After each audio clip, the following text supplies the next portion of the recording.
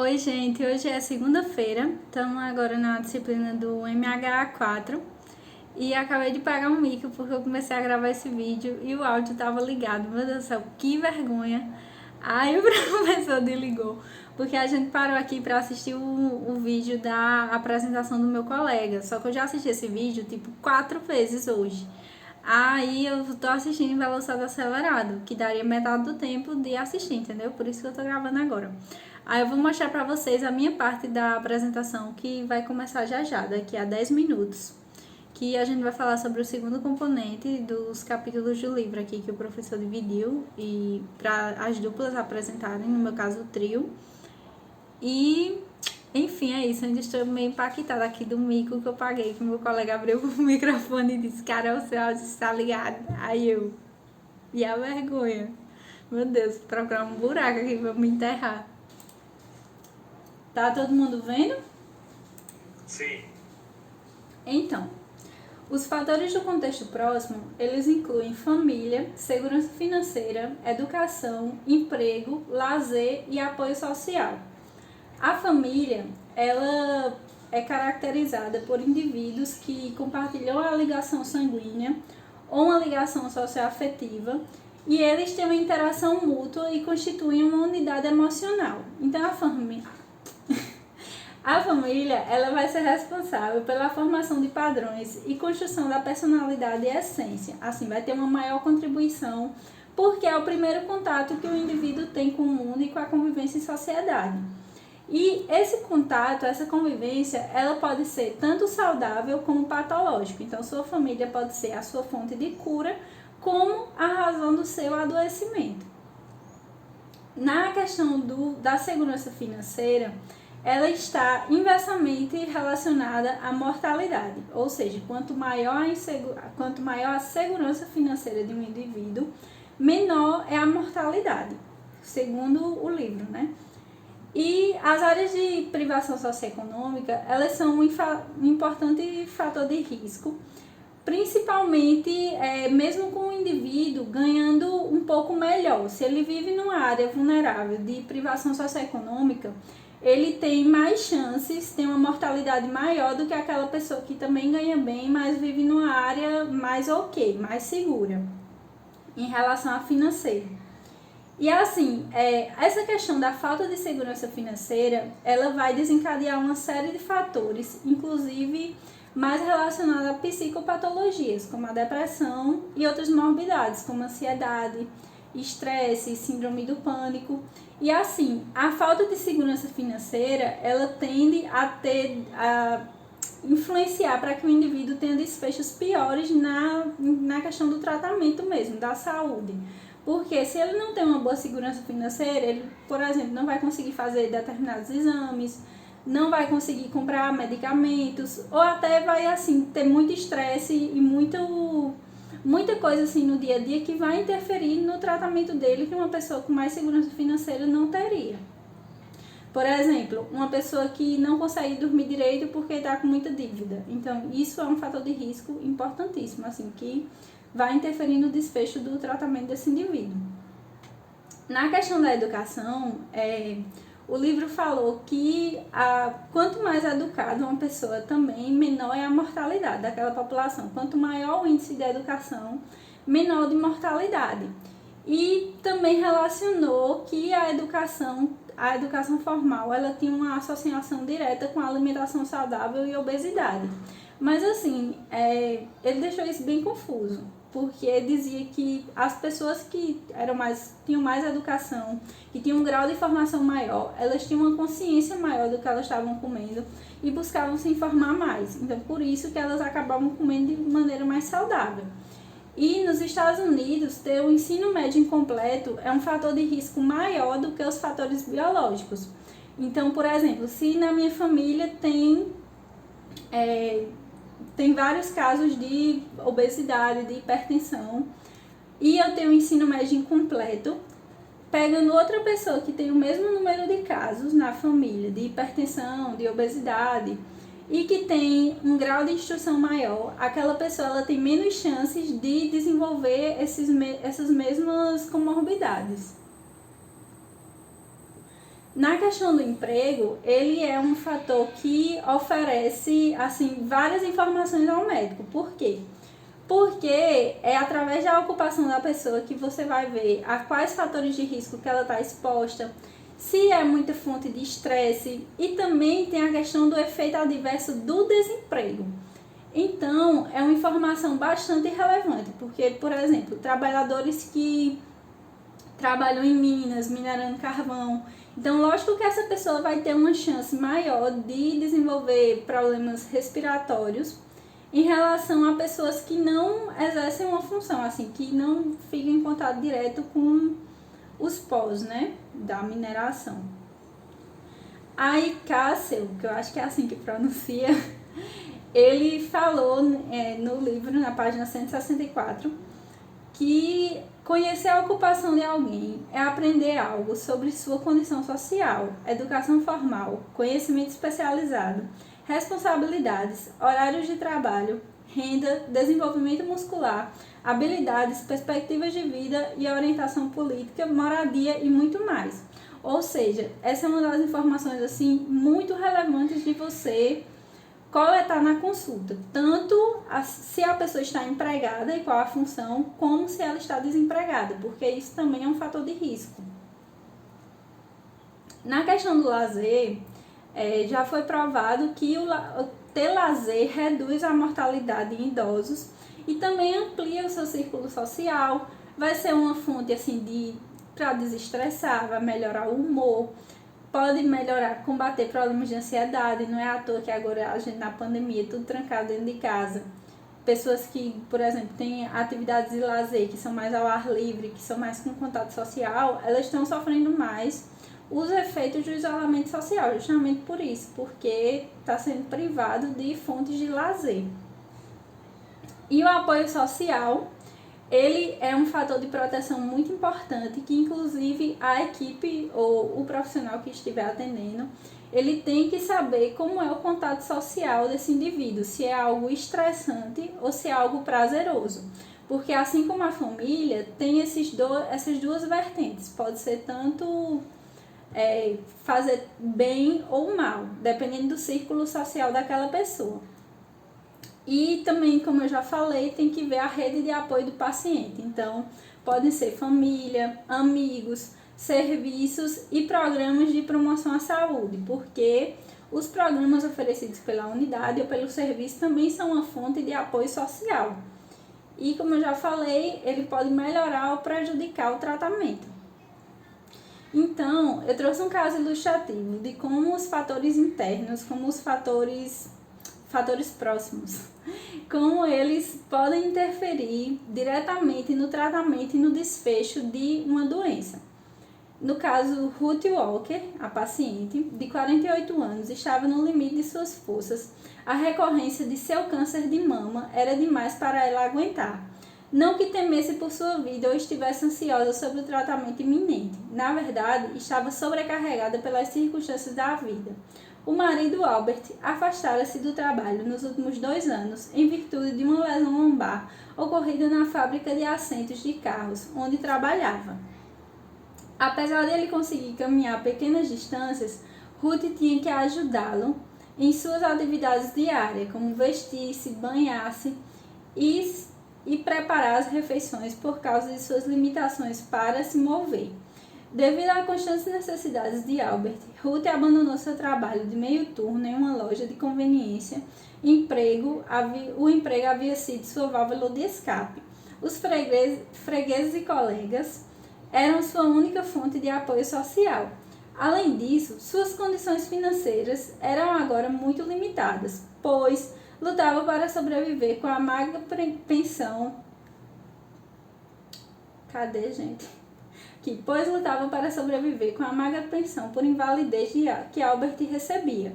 Tânia, sua filha de 21 anos, recentemente voltara a morar com os pais, com um filho de 10 meses, Kyle. Após se separar do marido, embora estivesse procurando emprego ativamente, Tânia não tinha condições de pagar uma creche e, por isso, havia pedido que sua mãe cuidasse de Kyle. Ruth, amarrada às suas fortes ligações familiares, concordou. Ela estava com muita raiva e se sentia impotente. sentia que não tinha controle sobre a situação atual, porque todos à sua volta pareciam ter problemas e contar com Ruth para lhe dar apoio que necessitava. Ruth sentia-se como se não tivesse vida própria, desde que passou a ficar em casa para cuidar de seu marido inválido e, apesar de amar seu neto, agora tinha que cuidar dele também. Ruth era filha única e seus pais haviam morrido quando era adolescente. Logo, sua pequena família tinha grande importância. Porém, ao mesmo tempo, estava se ressentindo do fardo de cuidar deles. Dessa forma, não foi surpreendente que quando o cirurgião começou a discutir as várias opções de tratamento, Ruth ficasse claramente brava. Não acredito que isso está acontecendo de novo. Eu tenho um marido e um neto para cuidar. E agora isso. Como posso tomar conta de todo mundo e ainda passar por tudo isso? Tenho que pegar ônibus para vir aqui e não tenho dinheiro para fazer isso toda semana. O que vou fazer? Então, nesse caso, ele demonstra como problemas familiares, financeiros e na questão do apoio social, eles interferem diretamente tanto na percepção do paciente em relação à doença, como no tratamento. Por quê? Porque a paciente, mesmo com câncer, correndo risco de vida, ela está mais preocupada com o cuidado dos parentes, como é que vai fazer isso se ela não tem apoio social, se ela não tem dinheiro, do que necessariamente com a saúde dela. E por isso que esses fatores eles são tão importantes e devem ser levados em consideração. O médico não pode simplesmente querer que ela apareça lá e pronto, e dê um jeito de se tratar. Não, tem que ter toda assim, tem que ver, estudar a situação para ver como é que vai contornar esses problemas da melhor maneira possível, porque isso é uma fonte de preocupação para a paciente e que pode interferir diretamente no desfecho do tratamento dela, como já está interferindo. Bom, então agora eu vou passar a palavra para a Rosemary com os fatores de contexto amplo.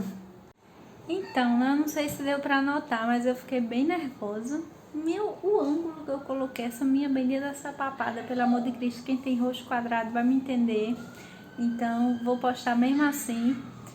E, assim, o professor no final comentou que esses casos, tanto que o meu colega trouxe, isso são as crianças da rua, porque aqui é normal crianças saírem na rua para brincar até não sei que hora da noite. Mas, enfim, não deveria ser, mas né? O professor comentou que tanto o caso que eu trouxe como o caso que meu colega trouxe foram bem relevantes para a discussão, porque a gente um tópico complementa o outro, né? E agora que a vergonha tá passando, meu amado, o povo ainda escuta dizendo: oi, gente, hoje é segunda-feira, estamos na aula do MHA. Então, eu tô assim, ó. Aí, como se a vergonha fosse pouca, porque é o seguinte, meu colega estava no interior, sem internet boa, tava pela 3G, né? Aí ele gravou a parte da apresentação dele em vídeo e botou no YouTube pra gente assistir. Aí ele falou, né? Nossa, teve um youtuber, não foi? Aí o professor, aí eu...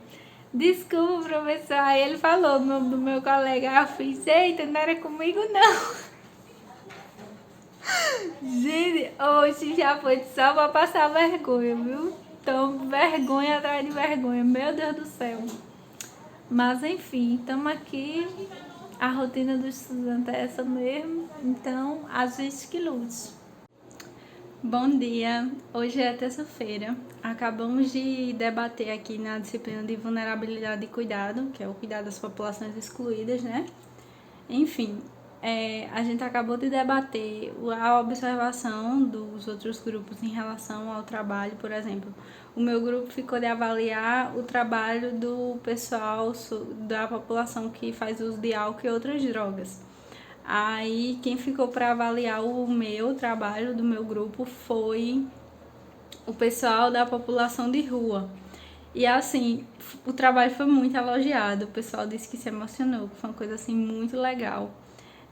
A professora fez algumas críticas para deixar mais acadêmico, porque assim, a gente tinha 20 minutos para falar todos os problemas da população indígena que foram debatidos ao longo do semestre, falando dos problemas, da ação estatal e tudo mais. E acabou que muita coisa foi assim, muito condensado.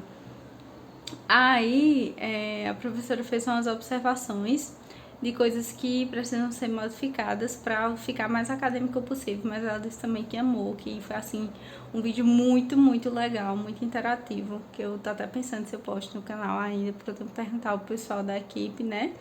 E também porque, enfim, é bem enviesado e tal, e eu tenho que ver se eu vou postar ou não, porque é um trabalho, né? E não foi só eu que fiz.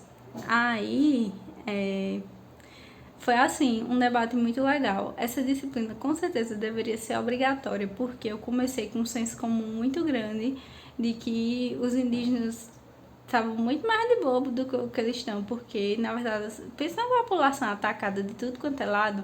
Esse semestre, ao longo, assim, do estudo para apresentar sobre a população indígena, entender mais as necessidades e tudo mais, era uma mistura, assim, de raiva, com revolta, com tristeza, porque, gente, é sério, é demais. Eu nunca vi um povo tão atacado, sério mesmo, assim, é desde a colonização, que eles são escravizados, dizimados.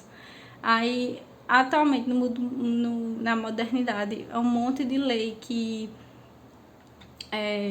parece que tira os direitos, em vez de dar, tira. Lei de legitimação de grilagem, velada, lógico, né? De legalizar agronegócio nas terras, nas terras indígenas. Tipo assim, é cada coisa, tipo, facilitar, sabe? Que invasão de terra, exploração. E quando eles são inseridos na sociedade, eles sofrem preconceito e são, mais uma vez, colocados de lado. Então, o índio vai perdendo a terra, vai perdendo sua autonomia, a questão de se manter sozinho, sem precisar de contato com o meio externo, de produzir e tudo mais. Aí ele vai perdendo a terra, vai perdendo isso. Aí quando se insere na sociedade, fica à margem, com subemprego, abaixo da linha da pobreza, dependendo de ajuda estatal. E assim, é uma coisa muito ruim. Tudo bem que vocês têm a pessoa às vezes tem uma ideia errada, porque vê umas imagens de protesto na TV e tal. E acha que isso é um absurdo, que eu vejo direto nos comentários quando tem indígena protestando ou fazendo alguma coisa assim, o povo falando como se fosse um mundo de folgado, um mundo de preguiçoso, que quer tudo na mão. Isso acontece. Inclusive, eu botei uma cena dessa no vídeo da disciplina, que foi um documentário do Ministério da Educação, que é de domínio público, porque a gente não usou nada sem ser de domínio público, né? E a pessoa dizia que índio era folgado, preguiçoso, queria tudo na mão e que ele era contra o índio. Então, assim, é uma população muito sofrida e muito batalhadora, que tem que batalhar para ter sua religião, sua cultura, seu modo de vida, para ter tudo, assim, para existir, para viver tranquilo.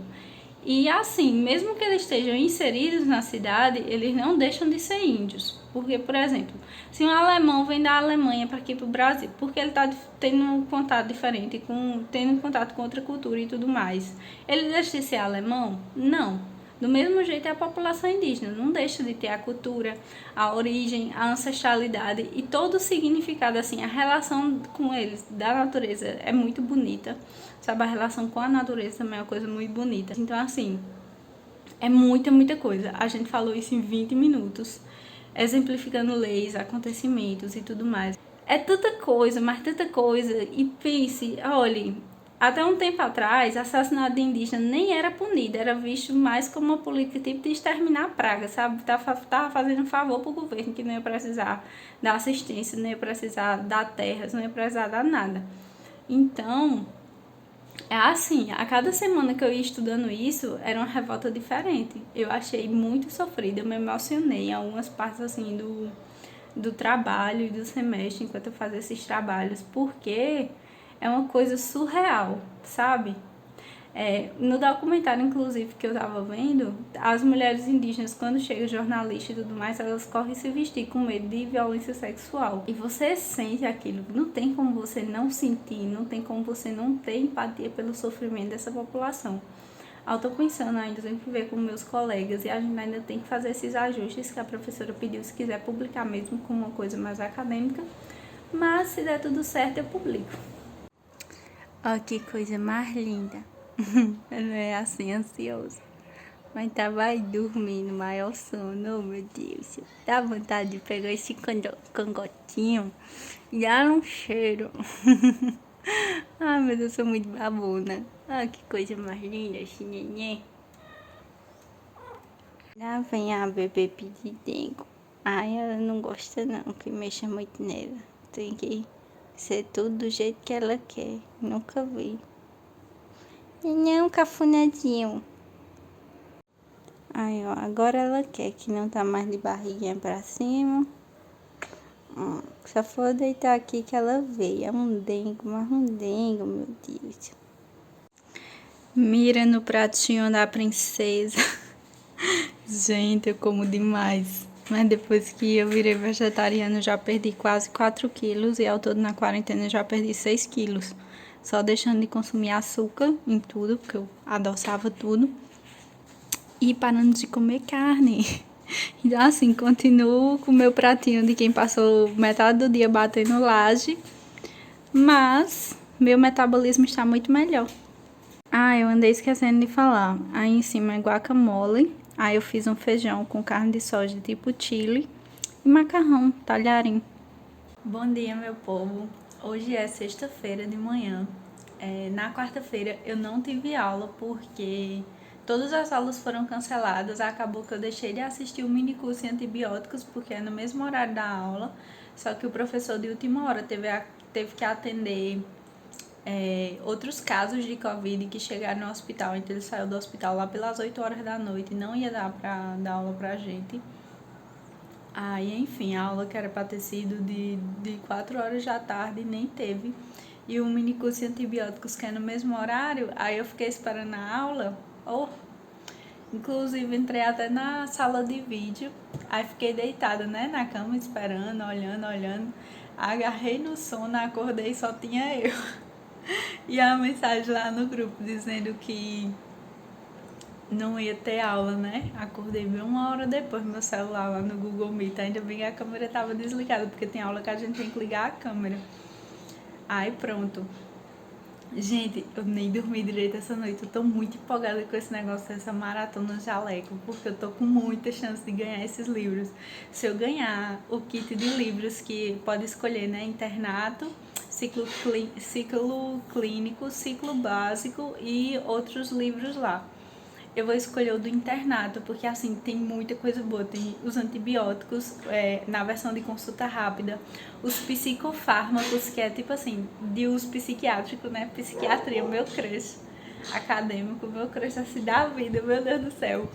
Tem o livro de medicina interna do Harrison, que é tipo esse aqui que eu tenho, que foi a amiga da minha mãe que me emprestou até terminar o curso.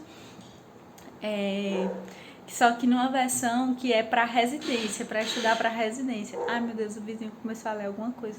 Creia, amiga, creia que não, ele não vai fazer isso. Aí, além disso, também, ó, até perdi minha concentração, porque, por favor, Senhor, que não tenha muito barulho hoje de manhã.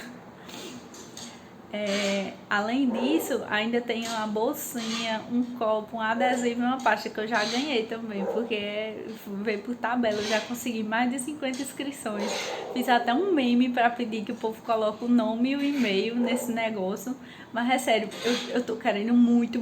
Se eu ganhar o kit que eu quero, eu vou fazer study vlog, porque assim, tem muita coisa que eu já vi que eu preciso revisar. Inclusive tem um livro que é só sobre como ler artigos científicos para fazer produções acadêmicas, que é algo que eu tô fazendo. Eu me juntei com outros 2 colegas para a gente tentar escrever e publicar artigo e já apresentar agora no Congresso de Clínica Médica, que é ano que vem. Então, meu primeiro pagamento do YouTube, meu Deus, o bichinho já fez tanto plano pra esse coitado, mas eu já atingi a meta. Aí vai pra isso, vai R$230 pro congresso. Eu decidi comprar um esteto mais baratinho mesmo, da Bic cardiológico, que ele é o melhor assim, né? E dá uns R$160. E o resto eu vou guardar, tipo, é uns 500 e pouco que vai dar o pagamento, uns 530 e pouco, aí tem as taxas de câmbio. E com isso acho que ainda vou conseguir ficar com uns R$500. Mas depois de dar penada, né? Vai dar pra guardar uns 100 e pouco. Mas enfim, olhe, Sério, eu tô muito animada, muito animada. Eu espero que dê tudo certo. Eu acabei de tomar café. Na verdade, eu tô aqui com minha canequinha de café. Coloquei na aula do jaleco, porque ontem eu tinha esquecido que tinha reunião. Eu ia começar a estudar ontem, que eu vou ter aula agora de urgência e emergência à tarde. E eu decidi, como é que diz? Ver o tema da aula com antecedência, porque é uma aula muito importante, que é de trauma abdominal. E eu tenho que, assim, eu percebo que eu aproveito a aula melhor, tenho dúvidas mais produtivas, tem tudo mais produtivo, então vou ver com antecedência. Aí, vou ver o tema aqui da aula com antecedência. À tarde eu vou ter também uma jornada de psiquiatria que eu me inscrevi. Olhem, o IT me deu um cashback de R$20 a aparecer essa jornada de psiquiatria, que é hoje e amanhã. R$20. E um dos temas é violência contra a mulher, que é outra coisa assim que eu pretendo me especializar. Que quem conhece, assim, sabe que eu tenho um crush nessas coisas de relação familiar em casa e tudo mais, problemática, questão de violência doméstica e tal. Vou até parar de sorrir, porque isso não é tema de falar sorrindo. Mas eu me interesso muito por essas áreas, em fornecer apoio psicológico e, enfim, apoiar de alguma forma as pessoas que estão passando por isso. E é algo que eu quero trabalhar, assim, pra minha vida. É o que, sabe, meu crush. Aí pronto, eu vou assistir a jornada de psiquiatria agora à tarde também, que é hoje e amanhã de manhã. E tem essas aulas, né? Aí eu vou, enfim, dar meus pulos aqui e vou mostrar um pouco do que eu tô estudando. Mas enfim, vou lá. Ó, eu já anotei aqui o que é que vai ter na aula. No caso, vai ser abordagem ao trauma, né? Aí trauma abdominal. Aí tem pré-teste, anatomia, mecanismo de injúria, trauma fechado, arma branca, arma de fogo, algoritmos do trauma abdominal e pós-teste. Então, tudo isso eu vou ver hoje antes da aula de 1h da tarde e são 10 horas da manhã. Ai, ai. Aí já tá aqui, ó, aberto. E é isso aí. A grande maioria dos pacientes se enquadra justamente nessa classificação aqui. Ele até lembra que tomou, mas ele tomou mais de 5 anos. E ele, um trauma sujo, profundo, que é por arma branca.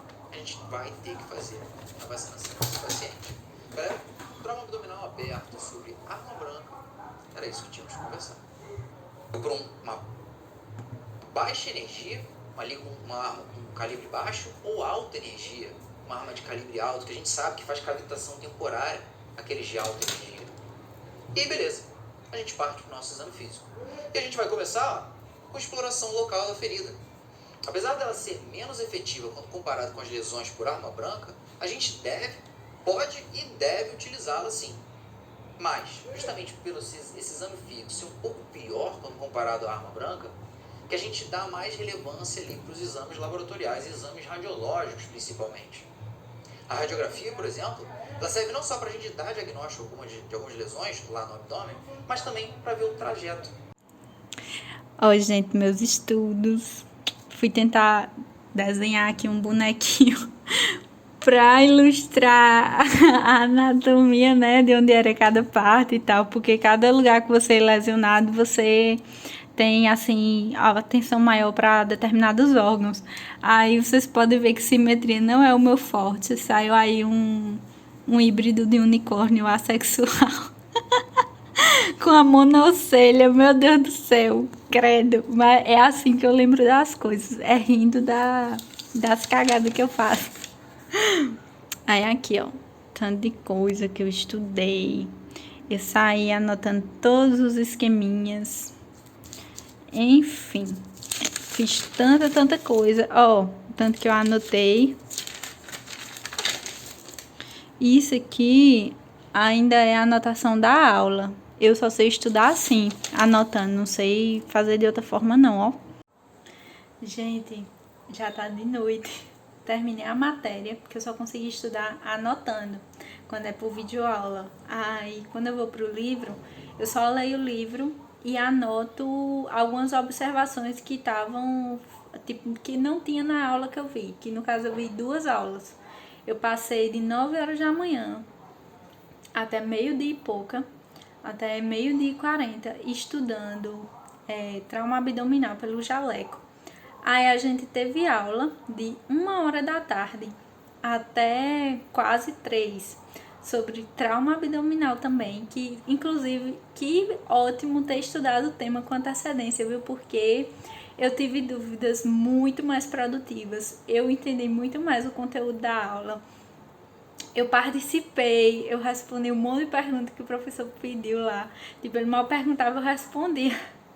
Gente, eu tenho que parar com isso, que eu sou muito tagarela às vezes, tipo, eu quero ficar nessa secura assim de participar, mas eu juro que eu deixo meus colegas falarem, também não é um saco, né, a pessoa não calar a boca pra nada, eu mesma não gosto de gente assim, mas quando o professor solicita participação, a pessoa participa, né, mas voltando aqui, aí teve aula, né, aí acabou quase 3 horas, acabou tipo faltando 15 para as 3. Aí 3 horas começou a aula de MHB, que era para ter tido quarta-feira, e não teve porque o professor não pôde dar aula e também porque teve uma paralisação aqui na universidade protestando contra o novo reitor, que eu vou fazer um vídeo desses informes da UFPB, porque teve muita mudança aqui. Aí teve a aula, né, de MHB, quando deu 4 horas, deu o horário de ir para a jornada de residência em psiquiatria daqui do hospital universitário, que é o quê? Que são aulas para os residentes em psiquiatria, só que os alunos também podem assistir. Aí agora, ó, sabe que hora é essa? 6h30 da noite, ou seja, eu comecei 9 e pouca da manhã e tô até agora estudando. Vocês têm noção do que é isso? É tipo assim, quase 9 horas de estudo. Minha coluna nem existe mais, tá aqui só uma lembrança dela, só o cheiro aqui nas costas, porque tá doendo, viu? Inclusive, voltei a me exercitar ontem pela milionésima vez. Bora ver se dessa vez eu não faço o exercício 2 vezes e pauso 3 meses. Ai, meu Deus, tenho que parar com isso. Olha, mas é sério, eu tô elétrica assim, tô muito animada. Mas enfim, vou encerrar o Medvlog por aqui, porque já tá muito grande. E até a próxima.